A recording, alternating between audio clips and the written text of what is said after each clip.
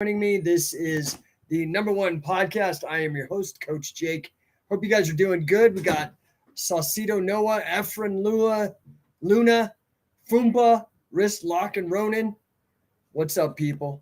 Got Far North, Black Magic, MWV 103, Victorino, Jagsy. What you guys doing, man? How's your day? How was your weekend? Had a killer weekend myself. I was in here in Denver, where I live, and as you can see, I haven't shaved. I am not growing back the mustache. Although I would like to grow it back, but my wife keeps telling me not to grow it back. But that is what it is. So yeah, Denver. We had the Excel camp here. It was killer. Showed some awesome stuff. How to set up. How to counter the hey, what's up, Efren Luna? You had a great weekend. Good, dude. How to counter the neon belly and cradle people from that position. What else did we do? We did all kinds of stuff. How to set up cradles from takedowns, use cradles as, I've long felt that the cradle is really the wrestler's guard, right? So to use the parlance, right? So we've got what's up, Wayne, Efren. So you're all about the Broncos. Didn't they get killed? I mean, I don't know. I don't even follow football. I want to talk to you guys today about what it means to invest. What's up, Real Pro Wrestling? What's up, The Drill Man? Good to see you guys. Happy to see you guys here. So what does it mean to invest? When you're invested with something. Ronan Crew out on Facebook. What is up, dude? Happy to see you. Give you some of that back, man. So, to invest typically means to put money down and get something in with the cash flows in return. Okay. So let's get this out of the way. Like an investment, and I'm just looking at the dictionary, expend money with the expectation of achieving profit or material result by putting into financial plans, shares, or property, or by using it to develop a commercial venture. Cynthia is lit. What is up, Cynthia? Happy to see you.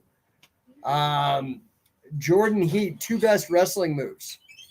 I'm not sure if you're telling me or asking me. Anyway, so let's look at the history of the word investment. It comes from the 1590s, act of putting on investments. Later of being invested with an office, right, or endowment, and surrounding and besieging of a military target. Very interesting. Commercial sense of investing of money or capital is from the 1610s, originally a reference to the East India Company. General use is from 1740 in the sense of conversion of money to property in hopes of profit. And by 1837, it was used in the sense of amount of money invested. So I hope that clarifies things. So, now investment and profit, they can come in terms of dollars, right? You can profit in terms of dollars. But like if you invest in a relationship, maybe you profit in, I don't know, in love, in loyalty, in so, we can kind of use this a little bit metaphorically, but it's just a concept of like, putting something in and getting something back. Hopefully more than what you put in. Does that make sense? That's typically, I think, what most people understand to be an investment. If you have a different idea as to what it would mean to be an investment, let me know. So, for example, me, I'm super invested in wrestling and in grappling. I started when I was 5 years old. I'm almost 50 now. So we're looking at 44 years of time spent in and around, well, let's call it martial arts, not just wrestling, but martial arts broadly, because I fooled around with boxing and taekwondo and all these other things. Kevin Phelan, what's up? L. Perkins, L. Perfect Perkins, Kenjamin, Jack Kaufman. Happy to see you guys. I hope you guys had a great weekend. So what does it mean to be invested? Now, I've thrown probably hundreds of thousands of dollars into, like, let's say Scientific Wrestling as a company. That was me investing money, right? So a lot of people don't know this. The first time when I brought Fujiwara of Fujiwara armbar fame from Japan to the United States, you would probably freak out at the investment that I paid for that. Now, this was after I had already invested with Carl Gotch by doing Gotch's Bible, and so I invested in other ways. But I threw down a lot of money to bring Fujiwara over to the United States, and but it was a business investment, because from there, then Fujiwara introduced me to a bunch of new people. And do you understand what I mean? So you have to invest. A lot of people ask me, like, what's the best way to get rich? Is it Bitcoin? Is it real estate? Is it getting a high-paying job, going to college? Like, what's the best way to make money? Well, the best way to make money is to invest, because that means you're taking your money and you're putting it in something, and that something is giving you money back in addition to maintaining its value or growing in its value. So let's look at a house. I think a lot of people look at a house as an investment. I guess you could, but it doesn't cash flow. The house doesn't actually cash flow, right? So unless you're renting out a room, if you're renting out a room or something like that, or having Airbnb out of your house, now it can be an investment, and you're living there. Okay. Now, just because something appreciates in value, a lot of you guys are like, oh, I buy comic books because it's an investment, or I'm buying, cutlery or whatever because it's an investment. The first question that I'm going to ask you is that, oh, well, how's that cash flowing for you? Because it's not really an investment if it's not cash flowing. Now, what's something that would cash flow? So if you bought a house and rented it out, that would hopefully be creating cash flow for you. I mean, right now, who knows? I mean, rents are hot, so you could maybe make some good money by doing that. Does that make sense? But you need to be cash flowing. Businesses are great that way. Businesses. Kalen, what's up, dude? Justin, hey, dude. Who dare? Simon, Saul Diaz, BWB, Weefer. Good to see you guys. So, like, you need to start thinking about, like, actually, what is the cash flow? What am I going to be getting while my money is sitting somewhere else, right? Or my efforts and my time. What am I actually getting out of this? What's up, Garrett Chase, BJJ? Happy to see you. So, yeah, like, I think it's like that would be the first thing, is like, what kind of actual return are you going to be getting? You got Elzbieta Brzezinski. Hello. Good to see you. She sent me a thumbs up. I can't post it for you guys to see. That's out on Facebook. So, do you guys have questions? I will open it up, because I'm going to be dead honest with you. I am dog tired, man. I was coaching all weekend prior, trying to keep all my other businesses going smoothly, and travel, all that. So I'm a little gassed. So I want to talk about investing, but we can talk about investing in a lot of things. People often ask me, like, what is the best investment? Okay. What is the best? Like, what's the thing I could be investing in right now? My answer is always the same. The number one best investment that you will ever have is investing in yourself. Personal development, training, learning. Those are the things that will yield the best return. Okay. What's up, Dowface Coach? The real Mac Hurley, Jesse Lee. Happy to see you guys. Those are the things that are going to get you the best return right out the gate. Now, some people would then say maybe real estate, and I agree, real estate's fantastic investment. If it's cash flowing, if you're living in it, then it's maybe not so much of an investment as maybe a store of value. See, this is something that's important. This is like Bitcoin. You guys say you're Bitcoin investors, but unless you're staking the Bitcoin, you're not actually profiting. You're not cash flowing right now, right? I mean, you could profit in terms of capital appreciation, but the problem with that is you're going to get taxed a lot. In some cases, like 40% or whatever it is for capital gains. So a lot of your gains are actually not even, you got to take 40% of the gains right out. That's almost half gone in tax. Okay. So now a lot of people on my feeds, they have invested in grappling or jujitsu or wrestling. You maybe have invested lots of time, a lot of sweat, a lot of injuries and broken bones and things like that. And that investment is a great investment, right? Like it makes you feel better. It keeps you healthy in terms of exercise, all that kind of stuff, right? So anyway, if you guys have any questions for me, I am here for you right now. You can ask me about wrestling. Oh, and I did want to give a shout out, rest in peace, Antonio Inoki. That guy was a total legend, lived a crazy epic life. Man, like really, that's a life to model after, like really made a huge impact, right? Fantastic. I mean, I wish I never got to meet Antonio Inoki. A very interesting guy. Had started the Sports and Peace Party. That was actually a political party in Japan, and he ran on that and like got elected to the House of Councilors or something like that, which I think is maybe like the House of Representatives. I'm not sure exactly how British Parliament or Japanese Parliament works, but I know that he was quite influential as a politician. Anyway, rest in peace to the legend Antonio Inoki. You sincerely made a huge impact on the world, and you will be remembered. So, guys, I'm going to check out here in about 2 seconds because, like I said, I am just gassed out, but I wanted to make myself available. If there's any questions, any way I can help you, super stoked after this last weekend. We had people come in from all the way from Illinois.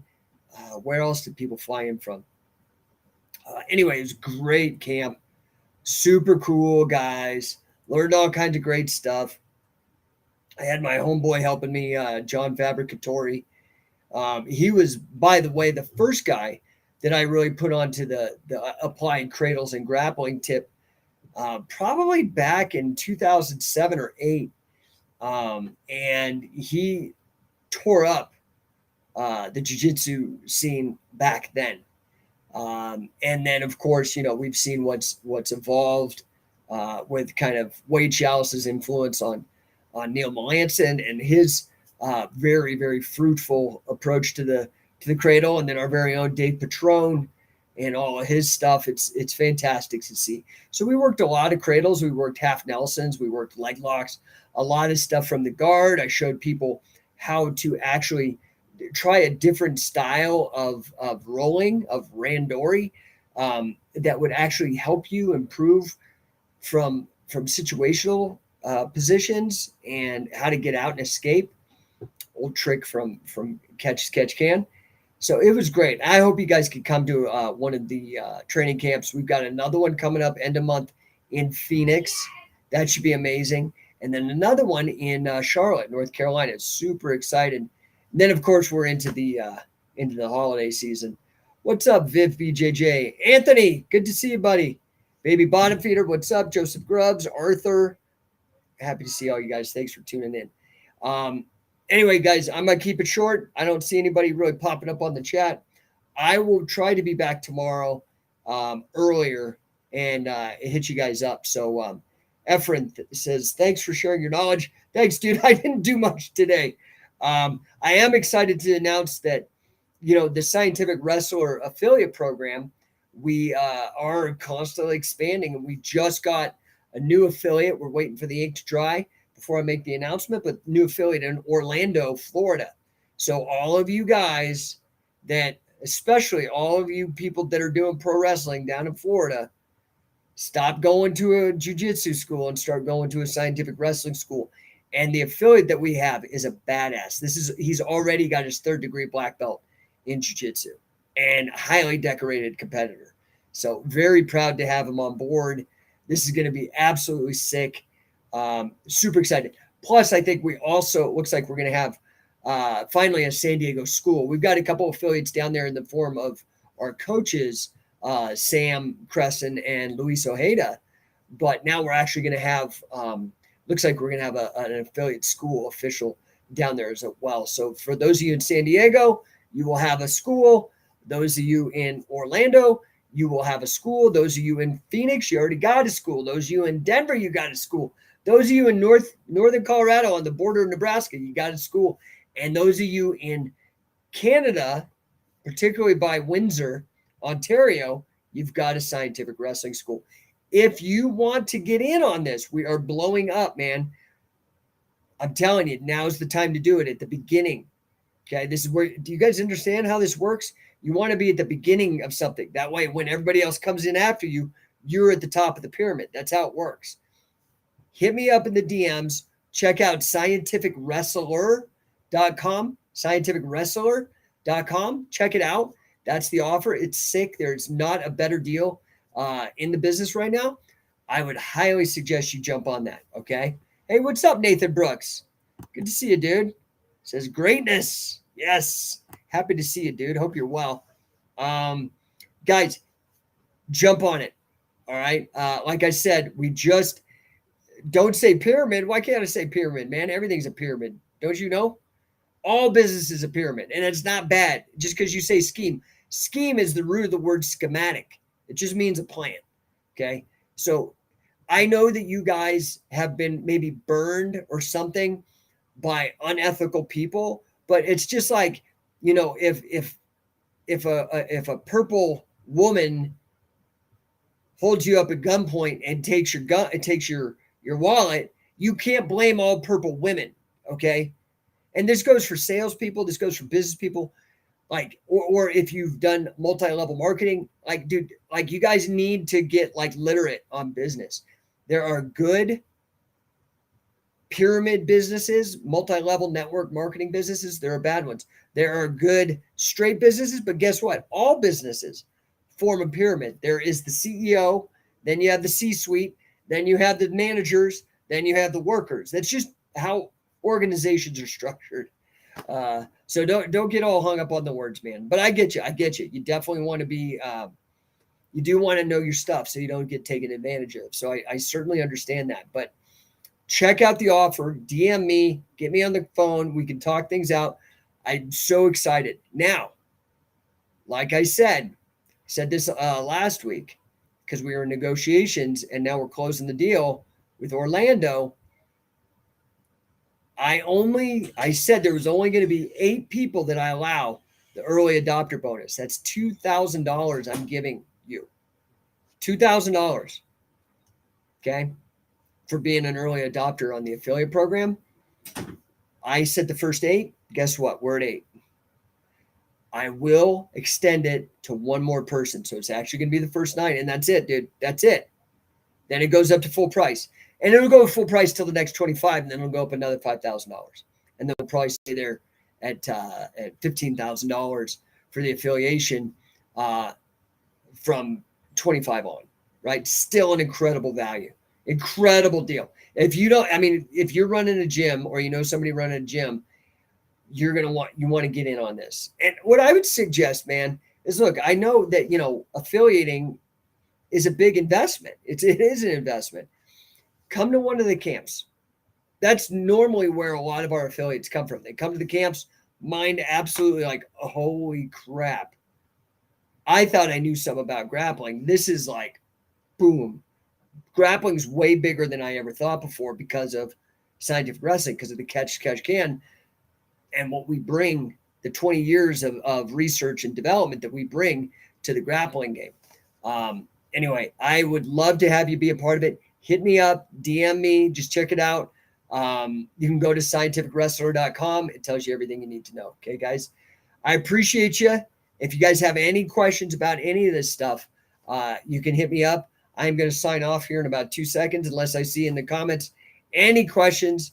And you can, it doesn't even have to be about wrestling. I mean, I hope you guys know at this point, I am like, as much as I am a wrestling nerd, I'm also very, very involved in business. I'm a partner with Grant Cardone. I'm one of the very few people certified by Grant to teach his methods in sales and marketing, investing. if I can help you with that, I have my master's degree in financial mathematics, in addition to all the stuff that you might know about me from wrestling and grappling. Anyway, guys, I appreciate you. I hope you guys have a fantastic day. I don't know if you guys can tell, man, but my energy is just, I need a freaking nap. I need a vacation for my vacation. Baby bottom feeder. Do I still do hypnotism?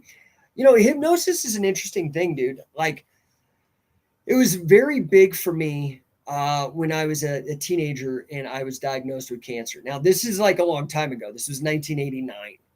So, there's been a lot of advances in medicine, both like alternative medicine and establishment medicine since then. And I had a rough go. It was tough, as a 15-year-old kid.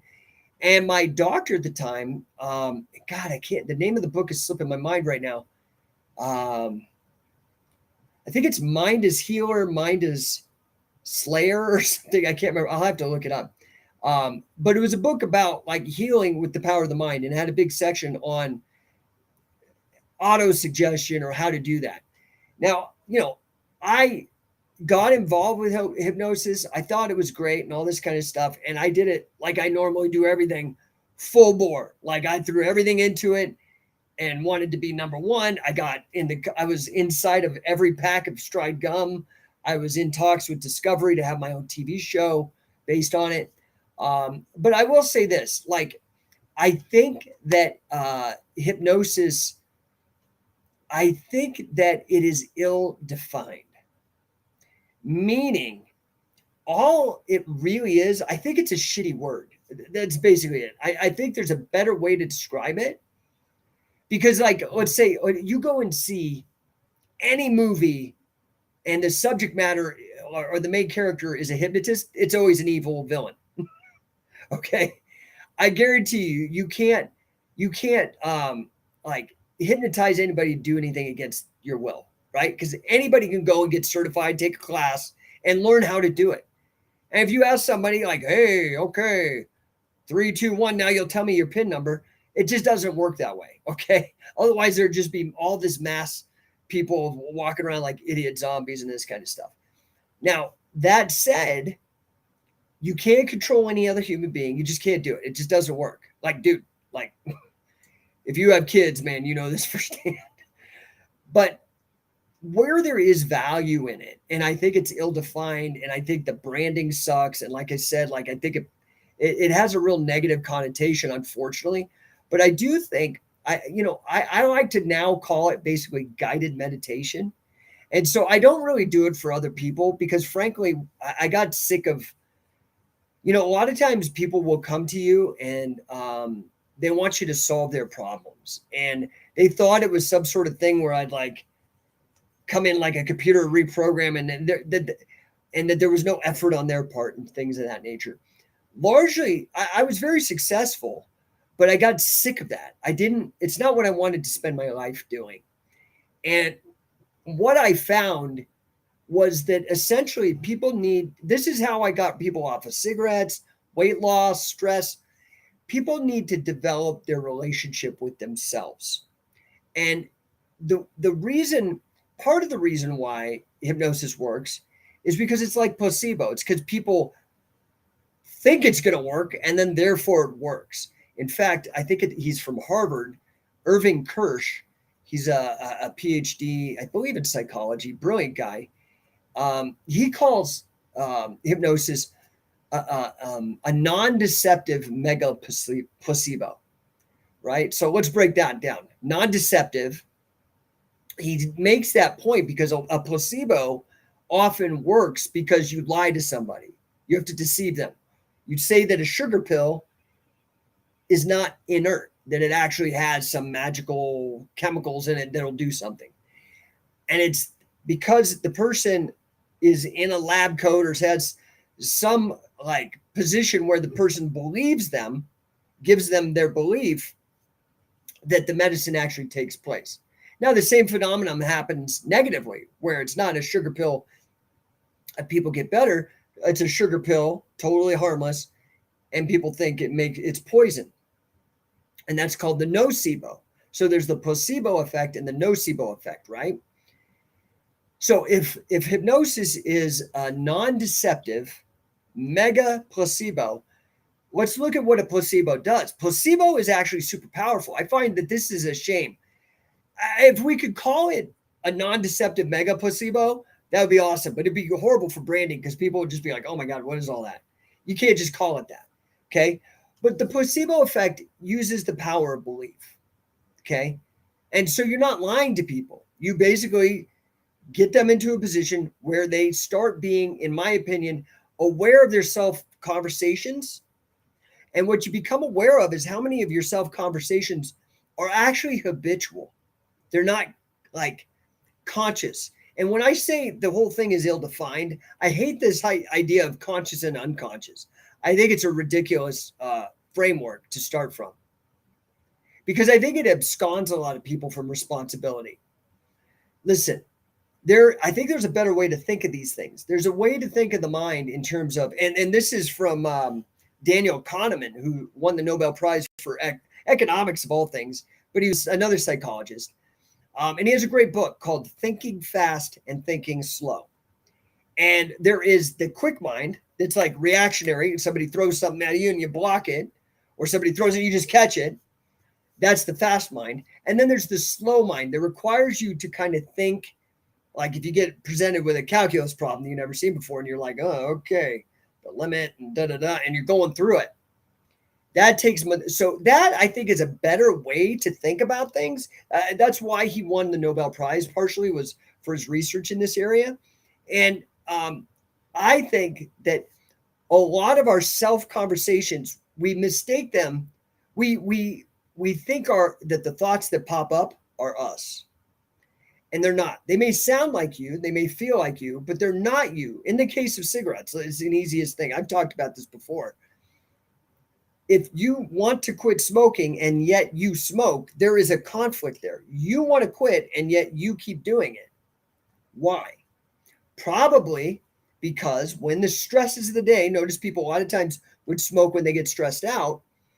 Even if they wanted to quit, but they get stressed and then they have to smoke. Well, think about what happens. Let's break that down for just a second.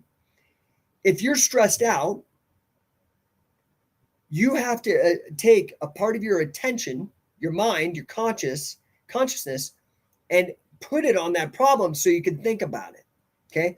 And solve the problem because it's new. You're not used to it, right? Say maybe you had an argument with somebody or you got a bill that you didn't expect or a kid twisted their ankle and you got to deal. It's a new problem you have to solve. You say, hey, automatic mind, can you take the reins for a minute while I deliberate over this and think carefully about it? Well, it says, hey, no problem. So while you're thinking, the automatic mind, now, if you're routinized, if you're habitual to pick up cigarettes, it's going to just pick up a cigarette or eat some food. Does that make sense? So I think a lot of times we don't actually disassociate from the thoughts that pop up. Because a lot of your thoughts are not deliberate. They just pop into your head and you think they're you. And then you either get down on yourself or not. This is where I think guided meditation is maybe a better way to describe it. I don't think it's ill-defined. It doesn't have all the negative connotations, none of the creepiness, none of that shit. So I think, I prefer guided meditation. Now that said, I do it for myself only, and I don't do it for other people. Frankly, because there's a couple reasons, but mostly because I just did not like dealing with everybody's problems. What I enjoyed the most of being involved with hypnosis was doing the comedy shows. That was probably my favorite thing is I had a comedy show. But even that isn't real hypnosis, in case you don't know. Like when you go up on stage, mind control and stuff doesn't work that way. True mind control, you have to look into the literature, and it's based on trauma and abuse and not just somebody talking to you and telling you that you're going to do something. It doesn't work that way. But like, and lying and information control and manipulation and trickery, that's how you mind control somebody, right? But you can't do it through this other stuff. That said, if you are stressed out or there's a ton of, you can just type in guided relaxation or whatever on YouTube or Audible has a bunch of them for free. Fantastic stuff. And I think the biggest thing is I actually started out. So I when I was having when I had cancer as a kid, I started looking into this idea of using it to help my immune system and things like that, right? Because of the placebo nature of it, to try to make myself healthier. I didn't think anything of it. And then when I went to college, I got involved with Zen Buddhism. I founded me and a Buddhist monk and a sociology professor at the University of Colorado Boulder founded the CU Zen Society. And it's still going to this day, which is amazing, in Boulder. But Zen meditation is very interesting. It was very important for me, I think, in terms of my success. It taught me two important things. The first thing is it taught me how to focus, because really most of Zen centers around the practice of sitting, known as Zazen. You sit on a pillow and you sit. You sit with your hands gently folded, your legs crossed, your eyes open in the Rinzai tradition, which is what I did, the Rinzai. And you sit there with your eyes open and you just listen to your breathing. And invariably, when you first begin, you notice these thoughts that pop up because you're sitting there saying, no, I only want to concentrate on my breathing. And yet the thoughts keep popping up. That is very, very interesting to notice. And you notice, like, I'm not thinking these thoughts. I don't want to think these thoughts. Sure, they're popping up, but I'm not consciously making it happen. It's just like digestion or my cells dividing. It's just automatically happening. Once you do that, you then could start reining in control of your attention. And this is a valuable skill. I'm very glad that I learned it, where you have to learn, and for a half hour, learn to focus on your breathing only, to the exclusion of everything else. That's a very powerful thing to be able to do, to focus, especially in today's age of like total distraction all the time, right? So I think that's super important. You know, you talk about investing. I think, and I said that the best investment is investing in yourself. One of the greatest things that I ever did was to invest in Zen, studying Zen and meditating. So that was the first thing, was to learn about, one, to control my focus. And the second thing was to begin to understand that these thoughts that popped up aren't necessarily me, that I don't have to listen to them, that they're just random. They're just, it's like your nose running or a sneeze. They just happen to you and you don't have to give them any extra weight. What you have to do is you have to then think about what you actually do want to do and make sure that it's not just some knee-jerk reaction, and then be deliberate about it and start doing the things that can help you achieve those goals, if that makes any sense. So long answer, short answer is no, I don't really do much with it. Not with regards to other people. But I think it's a worthwhile field to study.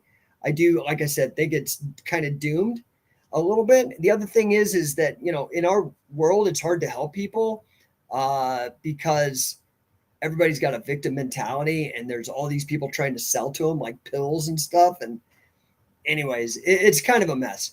To me, I believe that my, you know, I dabbled with it for a while and then just got burned out and let it go. I think it's a very important, a cool study to learn how the mind works, especially when you start applying it to your own thought process. I think it's powerful.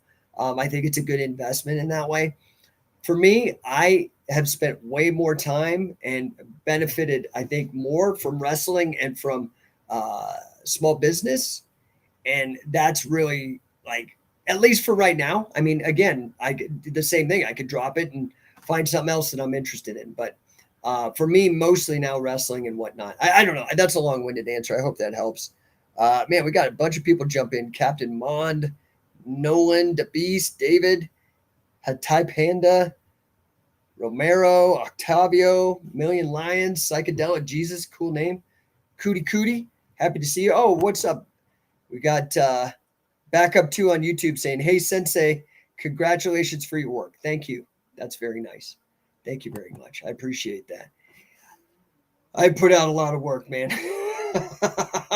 I like to work. I don't know, man. I enjoy it. I enjoy being creative. That's probably my favorite thing in the world. is just to create, is to create things. And then when you really hit the nail on something that you create and other people find value in it, man, it's amazing. I mean, it's, I think like sometimes, I look at business people in a way. I look at them more like artists, because you're creating something, and a lot of times you're creating an experience, or you're creating a product, like an actual piece of art for people, and changing their perceptions about how the world works. I absolutely love it. All right, guys, I'm gonna jump out of here. Been on here 35 minutes. I didn't think I'd be on that long today. I just wanted to say hey. Again, if there's any questions I can answer for you guys, you can throw them up in the chat. I will be back tomorrow. And if you have questions about business, philosophy, same thing with politics. They were asking me about if I do anything in hypnosis. No, and same. I wanted to get into politics, and sometimes this is the thing, dude. You've got to get your hands into anything and everything, and you got to really dig deep into it and find if you like it or not. And man, politics, I find it interesting. I know a lot about it, but it's trash. It's just trash. I personally found it a gigantic waste of my life and my effort in trying to convince people to believe in a different way is possible. So I dropped all that. Now that said, I am still hardcore libertarian personally. I believe that consent is the primary human virtue and value, and I think most of ethics and morals can be derived not necessarily from any religion per se, but from the ideas of empathy, meaning putting yourself in somebody else's shoes, and the idea of consent. That's really what liberty is central to liberty, is the idea of being voluntary, making a voluntary choice, having the freedom to make that kind of choice without duress or any kind of prison or taxation or physical retribution, that kind of thing. So anyway, I'm 50 years old, so there's a lot of things that I found myself interested in, and I no longer do as much. Another one that I invested a lot in. So I invested a lot also into the hypnosis. I invested a lot into politics. I invested a lot of personal time and understanding into a really weird subject of Discordianism and chaos magic and all this stuff. I still dig it, still love it. I put out a couple books, tried to, but I just didn't find anybody was really interested in it, or at least me trying to present it or the way I was presenting it. So, you end up going where your strengths are. And that's been, honestly, for me, for almost all my adult life, business and grappling. So I don't know if that helps you guys, but I really appreciate you tuning in. And guys, I'm gonna head out because I am so gassed, man. I'm definitely gonna sleep tonight. If I can help you though with any of this kind of stuff, please let me know. I'm here for you, and I appreciate you guys tuning in. Okay, I'll talk to you guys tomorrow.